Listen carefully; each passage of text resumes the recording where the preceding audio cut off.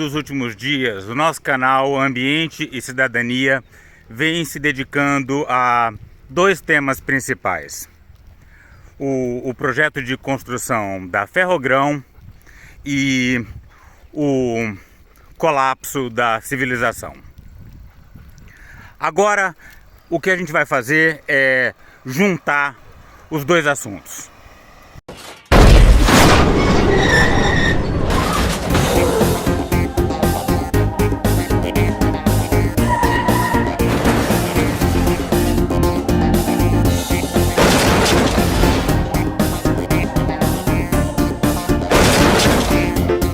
Boa tarde aos assinantes deste canal. Mais uma vez estamos de volta.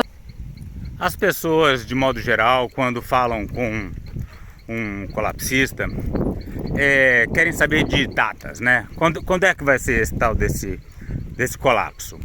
2050, I don't recall. Então o professor Elliot Jacobson faz algumas ponderações sobre o que deve ou não acontecer ao longo dos próximos 30 anos.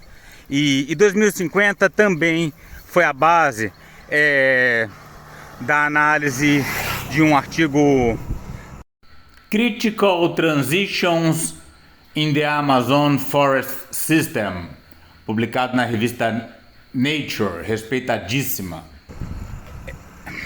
Muito comentado nos últimos dias, nos maiores jornais do mundo. Quase metade da Amazônia pode chegar ao ponto de não retorno em 2050. É o que mostra um estudo liderado por brasileiros e publicado hoje na revista científica Nature. Eu não entendi o que ele falou. O bom de publicar artigos como esse na Nature é que a revista tem tanta respeitabilidade que não tem jeito, termina furando a bolha da grande imprensa e eles têm que falar do assunto. Mas eles falam um monte de bobagem no meio, que eu vou tentar corrigir ponto a ponto, no que for possível. E o principal que eles não fazem é fazer a conexão, né? Então eles falam de colapso da floresta amazônica, eles falam de ferrogrão, mas eles jamais vão conectar um assunto com o outro. Então é justamente isso que a gente pretende fazer. A seca e o calor provocados pelas mudanças climáticas podem causar o colapso da Amazônia. É tanta coisa que eu não sei nem por onde começar, né? A seca e o calor provocados pelas mudanças climáticas podem causar o colapso da Amazônia. Tá. Então a seca e o calor são as mudanças climáticas. Elas são provocadas pelo quê? Pelo desmatamento, né? Pela queima de combustíveis fósseis, por obras como a Ferrogrão. Então elas são as mudanças, elas não podem causar o colapso, elas vão causar, e não é da Amazônia, é o colapso da floresta amazônica, né? A Amazônia é uma região, né? A Amazônia não vai colapsar, a Amazônia continua existindo, só que sem floresta. Isso significaria uma redução na cobertura de floresta e influenciaria a quantidade de água e carbono que a Amazônia é capaz de manter. Isso significaria uma redução na área de floresta, né? Isso é a floresta se acabando, né? E reduzindo a quantidade de água que a Amazônia é capaz de exportar para o resto do país. E o carbono também, né? Quer dizer, piorando o aquecimento global e alimentando essa coisa num ciclo, num feedback positivo apocalíptico. O artigo científico reúne 24 pesquisadores do mundo todo, 14 são brasileiros. O estudo é financiado pelo Instituto Serrapilheira. Os pesquisadores acreditam que até 2050, entre 10% e 47% da atual cobertura da Amazônia será exposta ao estresse por causa do aumento das temperaturas, das secas extremas, do desmatamento e dos incêndios. Não tem uma frase que se salve, né? É difícil, viu? A nossa imprensa está muito desqualificada para falar de ciência e de colapso da civilização. Então, os cientistas acreditam, tá errado. Os cientistas demonstraram. O que eles acreditam ou deixam de acreditar não tem a menor importância. Eles demonstraram. E eles não demonstraram que a floresta sofrerá o estresse. A floresta já está sofrendo estresse. Eles demonstraram que a floresta desaparecerá. E em 2050, uma data em que segundo as previsões, a Ferrogrão ainda não estará funcionando. Terá uma chance imensa de desaparecer devido a inúmeros fatores, entre eles o desmatamento, que deve aumentar muito, muito na região do Xingu Tapajós, com caso essa obra da Ferrogrão prossiga. Mesmo partes centrais e remotas do sistema serão levadas a um ponto crítico. Partes centrais e remotas do sistema serão levadas a um ponto crítico. De que estamos falando? Quais são as partes centrais e remotas do sistema? Bacias do Xingu Tapajós, bem por onde querem passar a Ferrogrão. Uma região que deve chegar num ponto crítico no momento da finalização da construção da Ferrogrão, caso tudo prossiga da forma como planejado pelo Ministério dos Transportes. O ecologista Bernardo Flores, líder do artigo, diz que quando ultrapassarmos esse ponto de inflexão, talvez não possamos mais fazer nada pela floresta. E então, será inútil parar o desmatamento. É hora de declarar alerta vermelho, diz ele. It's time to red alert. Para essa outra coordenadora da pesquisa, é possível manter a floresta de pé. E essa transformação só será alcançada com o combate ao desmatamento, a restauração ecológica e o apoio global para frear as emissões de gases do efeito estufa. Sem isso, se você viver de bens da floresta ou extrair coisas de lá, não terá mais nada, diz Marina Iota. Aí eu começo a me perguntar, qual é a previsão de conclusão das obras da Ferrogrão? Quando que a Ferrogrão deve começar a funcionar? O que teremos da Ferrogrão em 2050? É com essas perguntas em mente que eu volto novamente para a entrevista do professor Elliot Jacobson. In other words, I am thinking over the next 30 years or so, we are going to have enough global catastrophe taking place that there is going to be a significant die-off of humanity. But I would not go beyond that 4 billion. I don't have enough information, and it just feels reckless to make predictions without sufficient information, unless you want to make a name for yourself by making predictions like that. Essa passagem é muito interessante, né? Então o professor Elliot, ele calcula, ele imagina que vai ter muita mortalidade no mundo inteiro ao longo dos próximos 30 anos. Prevê uma situação terrível, inclusive, para 2025, até 2025 na África. Mas ele acha que nos próximos 30 anos deve haver uma redução populacional do planeta, mas, segundo ele, a gente não deve chegar a um número inferior a 4 bilhões de pessoas. Então, em 2050 a gente deve ter mais ou menos metade do que a gente tem agora. Como é que estará a produção de soja no Mato Grosso em 2050? A crise climática pode afetar a produção de alimentos? Na verdade, a gente tem evidências de que sim, especialmente a soja, que deve sofrer na Amazônia, com as secas mais intensas e também com o aumento da temperatura.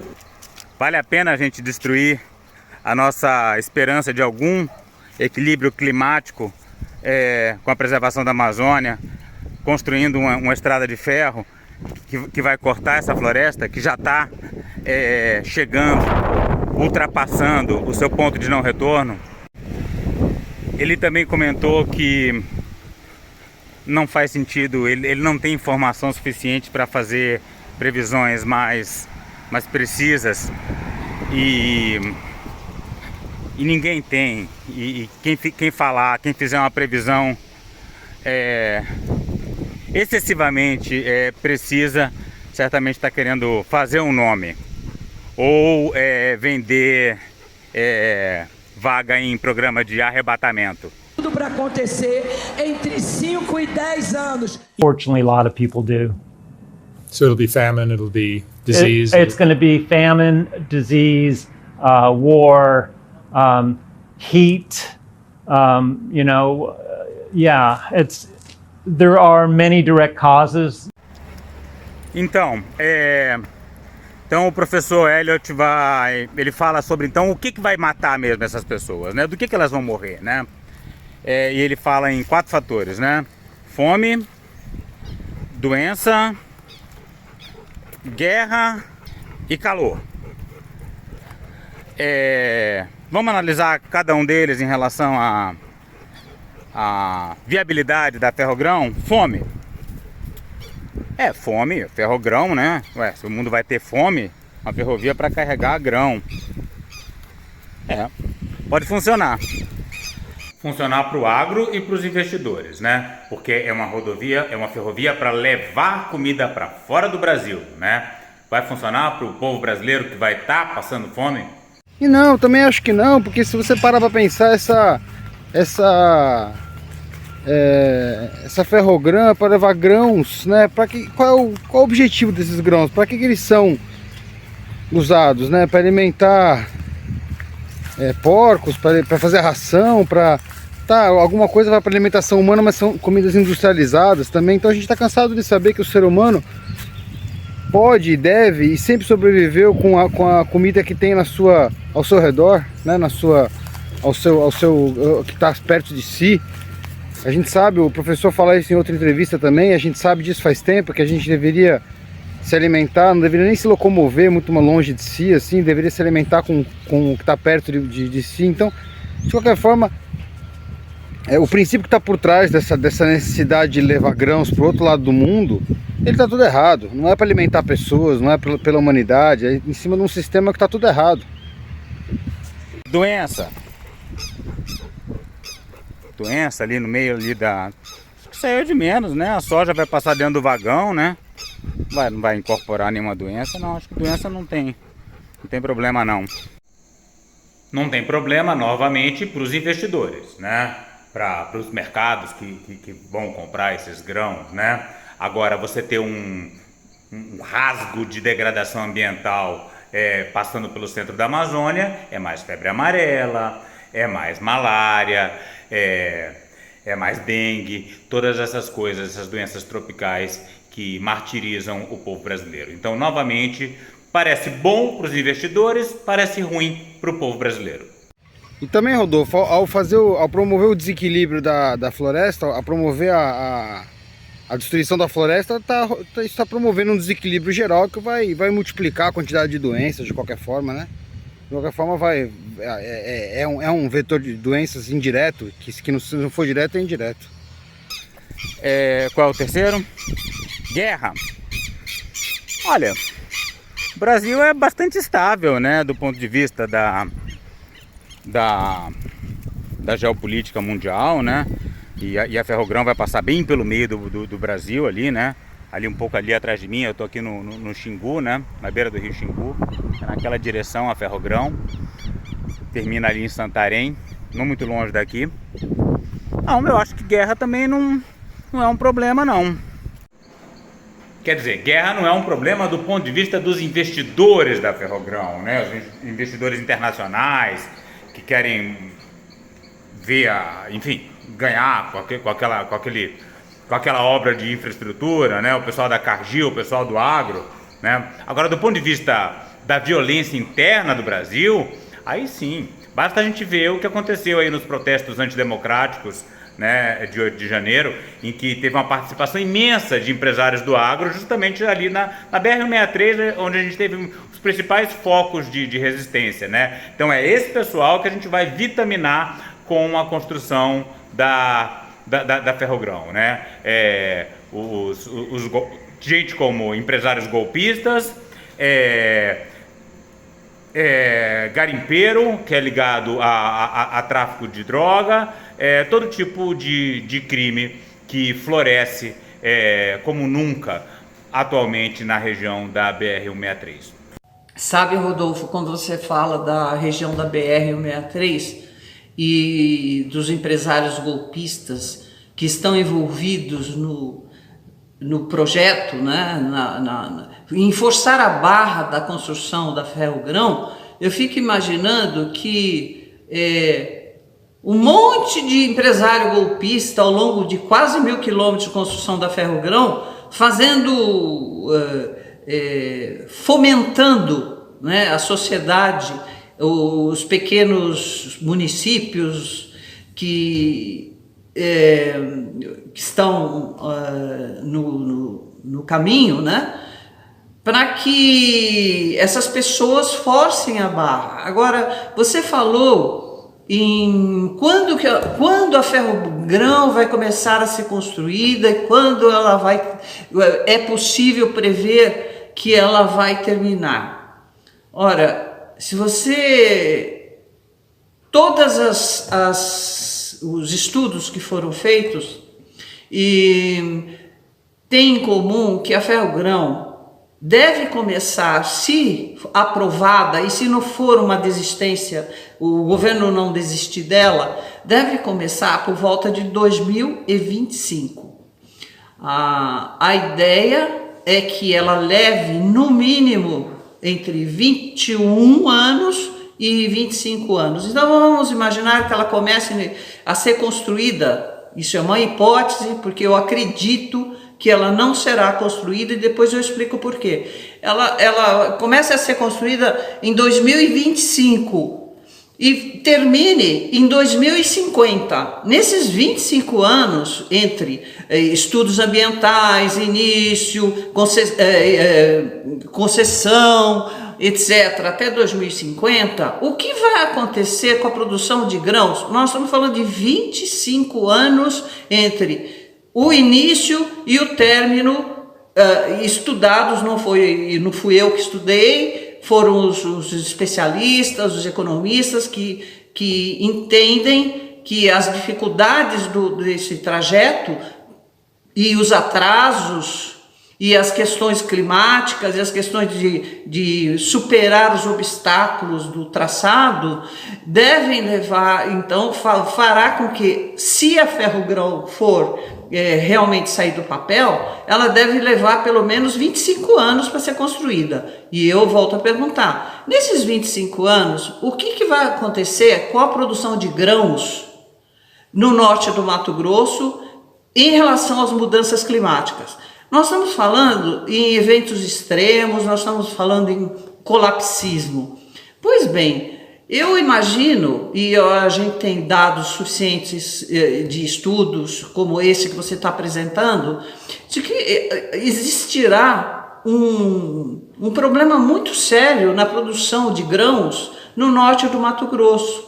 A desertificação é uma hipótese de diminuir essa produção de grãos.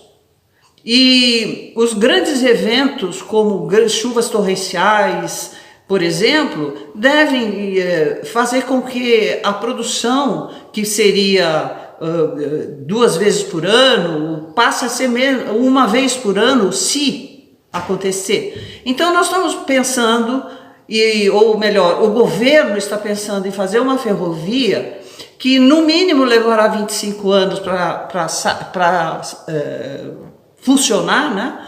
E que talvez quando ela comece a funcionar já não tenha tantos grãos assim para serem levados para o porto no Pará. Mas o dano já foi feito. Então o colapso, aí é que entra, o colapso já começou quando começariam as obras da Ferrogrão. Eu não quero falar quando começaram, mas como se começar, quando ela estivesse no meio, o colapso na Amazônia já estaria em andamento pela própria construção.